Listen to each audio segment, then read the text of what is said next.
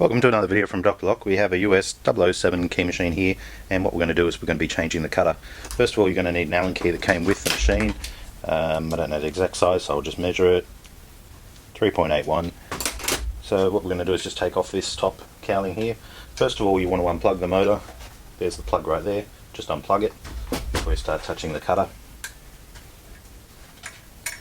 Just back this screw off, remove it all together. Remove that top shield. We'll just place that aside there. Now we can get to our cutter. As you can see here, that this part right here has a flat side, and rotate it around, it has a flat side there. Two tools came with the machine, and I'll give you the sizes if you've lost them. So the first one for this spindle part here, to hold that section, is 17mm and 3mm wide. If you don't have one of these, you can grind, get a normal one and grind it up. So we're just going to put that in there. Second one here, about 2.8 and 23mm. 23mm on the bolt. So what we do is we need to hold one and then rotate it. It's a bit of a tight fit there. Now remember, this is a reverse thread, so we will be pulling it down. The tool's extremely tight. And just spin it off. Once you've got your nut off, you've got cutter wheel will come out. You'll have these two spacers. This particular spacer has a little bit of a ramp on it, so that will go on this edge here when you put the cutter back in. This plain spacer here has a little ramp on it as well, and that will go on that side there. So basically your cutter in the middle and the two ramps either side. So then we have our replacement wheel, which comes here. Here it is here. This is our replacement wheel. We put our spacer back on, we put the wheel on. Now you might notice that it's a little bit hard to get on, like so. Don't panic, it will go on. So what we do is we get our washer.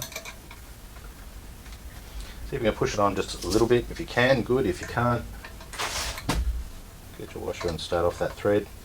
What will happen is, it's because it's such a tight fit, the actual nut will sink it into its position.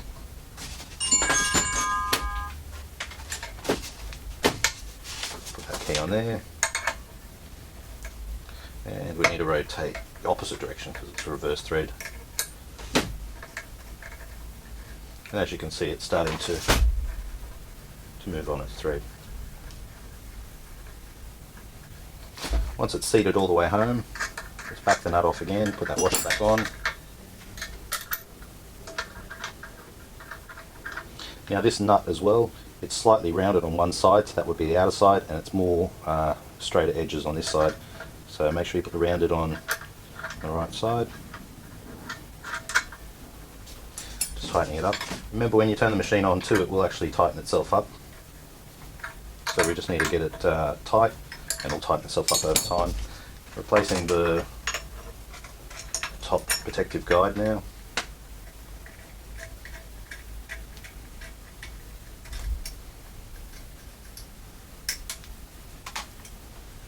Okay, that's in. Once we've done that, we need to adjust our guides. So I'm going to use a standard key blank. I'm going to put it in at the shoulder so they're both exactly the same place. Now I'm going to get another Allen key, 494, and I'm going to back off this top one just a little bit, and I'm going to back off this one as well, just a little bit. I'm going to rotate this, see if it turns. And yes, it does, it goes in and out. So I'm going to wind it out for now. I'm going to wind it towards me. What we're doing here is we're adjusting this guide and this cutter so they're both the same size. Now I put it, I lift up my key blank, like so, and I rotate my cutter, and I'm not making contact there. So I back it off now, I wind it in. So we need to go this way, which is minus. Still not touching. Minus, still not touching, minus, a couple of turns, and we're touching.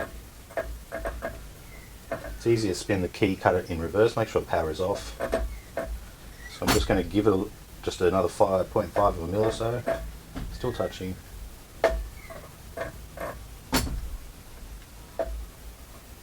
And barely touching now.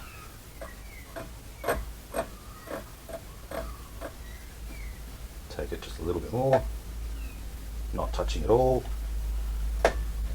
adding a little bit. So right there, it's barely touching. Listen to the sound. It's basically just taking off the slight chrome on the actual blade. So I'm quite happy with it where that adjustment is. It's very, very finely touching, like it is scratching the key blade. I can turn this quite easily and it's scoring the key very slightly. Only enough to take the top of the chrome off. Once I'm happy, let's tighten this one up. I tighten this one up. Then we plug it in and we give it a test. And what we'll do is we take our key here and we take our key here, we run over the top and then we measure this key and this key. From there we can adjust this up or down to get it as accurate as we need. I know right now it is quite accurate and it will actually work, but doing those final last tests will get it pretty good. So that's the key cutter. It's an aftermarket one, suitable for the US 007. We sell them on our lock shop. They are significantly cheaper than the original one. They seem to be made out of the same material.